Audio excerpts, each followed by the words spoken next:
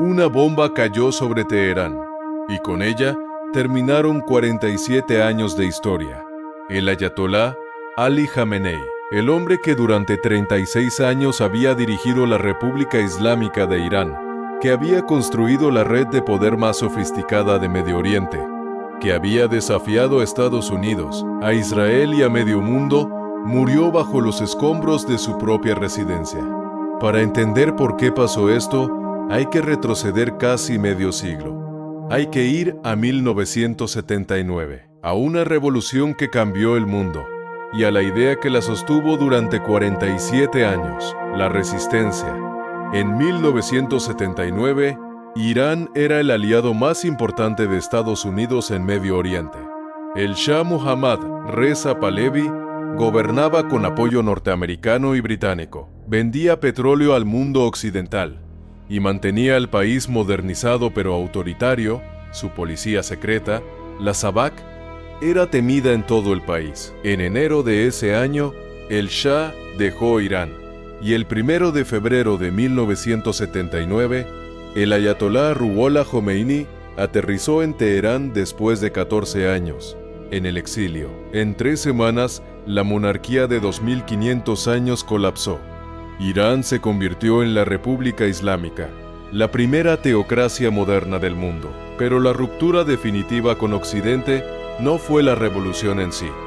Fue lo que pasó 9 meses después. El 4 de noviembre de 1979, un grupo de estudiantes iraníes irrumpió en la embajada de Estados Unidos en Teherán.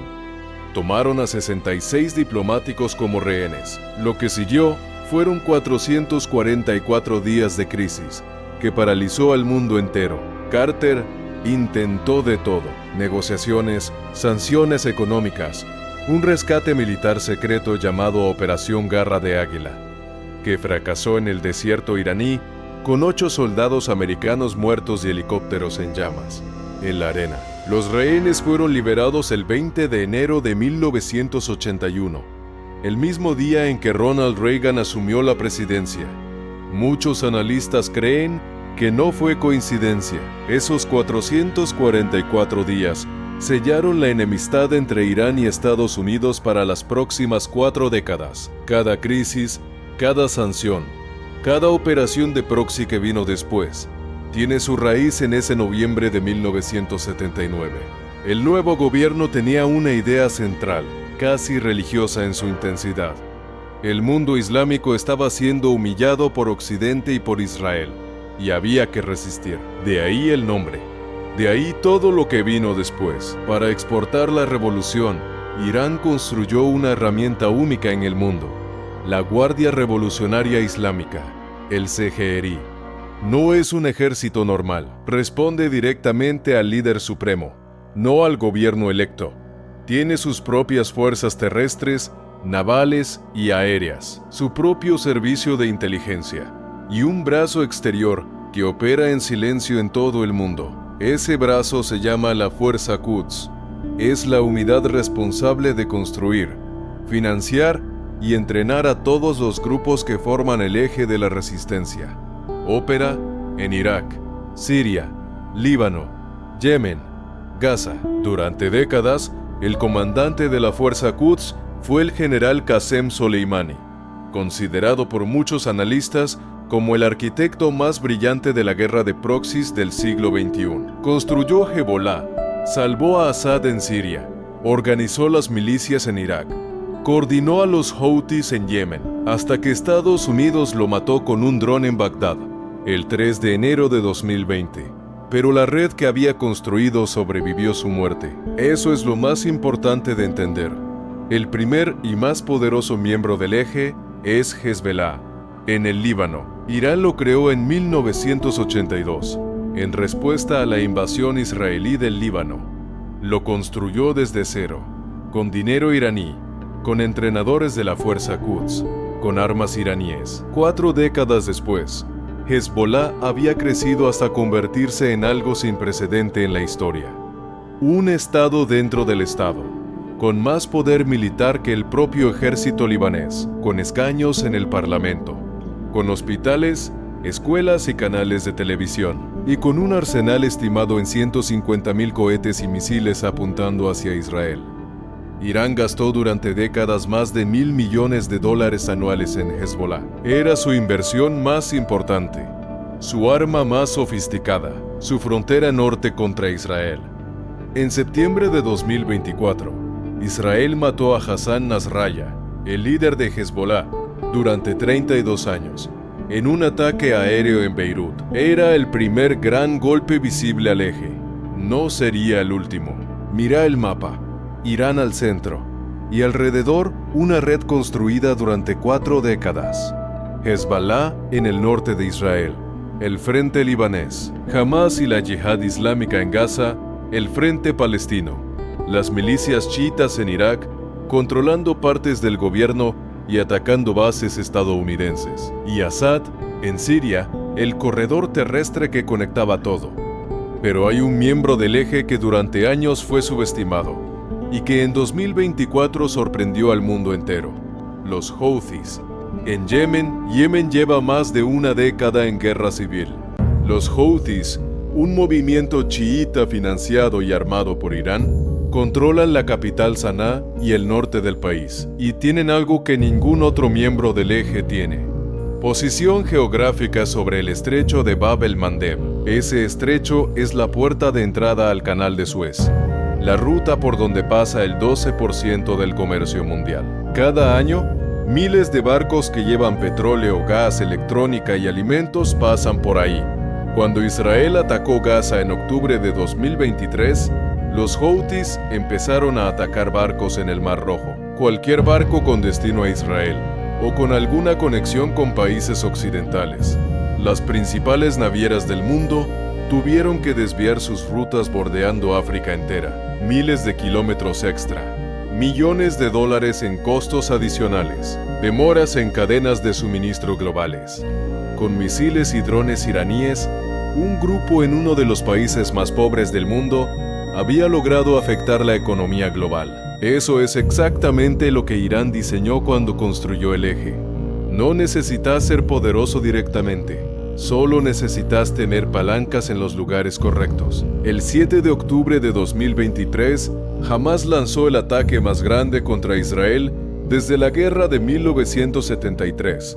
Más de 1.200 israelíes muertos, 250 rehenes.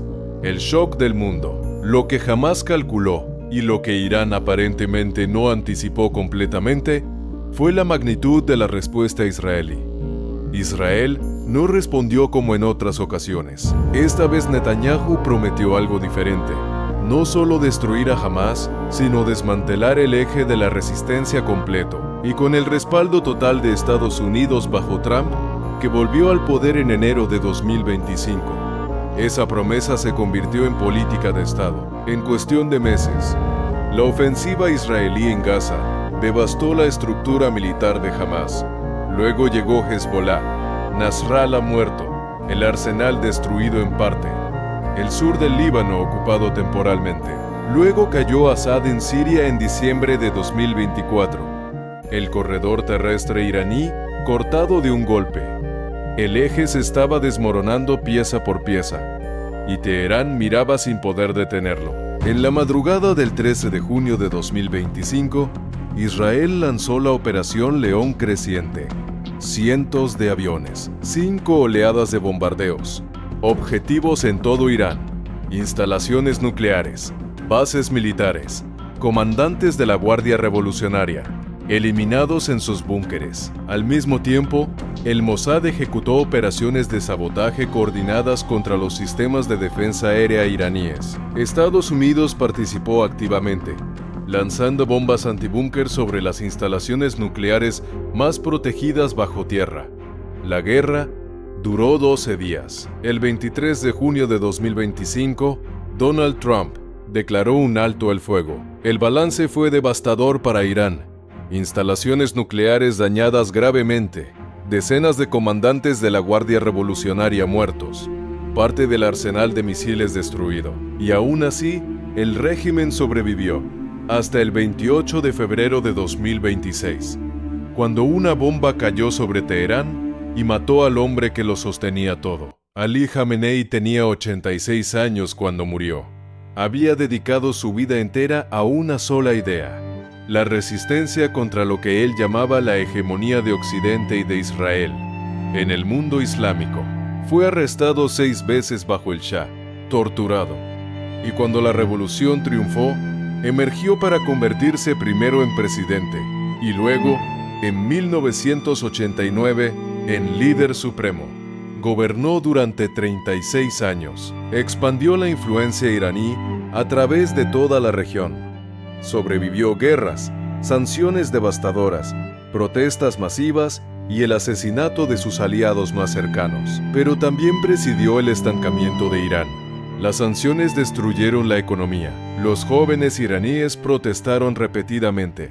En 2009, en 2019, en 2022, la promesa de la revolución se convirtió, para muchos iraníes, en una trampa sin salida. Su negativa a adaptarse al mundo que él mismo había contribuido a crear selló, en muchos sentidos, el destino del eje que construyó. ¿Qué queda del eje de la resistencia hoy? Hamas existe, pero está militarmente devastado. Hezbollah perdió a su liderazgo histórico y buena parte de su arsenal. El corredor terrestre por Siria está cortado. La Guardia Revolucionaria iraní perdió decenas de sus comandantes más experimentados. Pero una red dañada no es una red extinta. Los Houthis siguen controlando partes de Yemen. Las milicias chiitas en Irak siguen activas. Y la ideología del eje no desaparece con la muerte de un líder.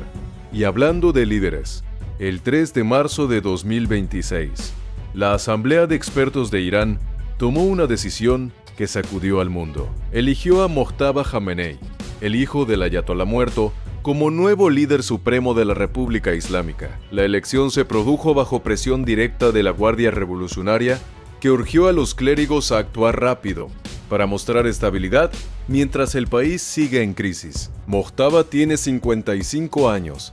Es clérigo de rango medio. Nunca ocupó un cargo público visible, pero durante décadas controló en las sombras el acceso a su padre, filtrando quién lo veía y qué información llegaba al despacho del líder supremo. Hay una ironía que la historia no va a ignorar. La República Islámica nació como una revolución contra la monarquía del Shah. 47 años después, el poder pasa de padre a hijo, lo que hace Mojtaba en las próximas semanas. Si negocia, si escala, si abre el programa nuclear a inspecciones internacionales o lo profundiza, va a definir el Medio Oriente de los próximos 20 años. 47 años después de la Revolución Islámica, el poder pasó de padre a hijo. El eje de la resistencia está fragmentado, pero no muerto. Irán está en guerra, pero no derrotado. Y el nuevo líder supremo acaba de asumir el cargo más peligroso del mundo en el peor momento posible. Lo que viene ahora, nadie lo puede predecir con certeza. Pero lo que sí sabemos es que las decisiones que se tomen en Teherán, en Washington y en Tel Aviv en las próximas semanas van a afectar a millones de personas que no tienen nada que ver con esta guerra. En el próximo episodio vamos al corazón del conflicto.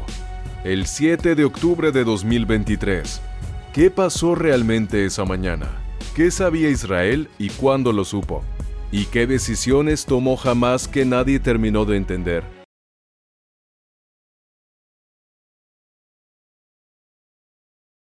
Centinela, si llegaste hasta acá, es porque la historia te importa. Suscríbete, activa la campana y unite a los centinelas, porque mientras exista un centinela en pie, la historia no morirá.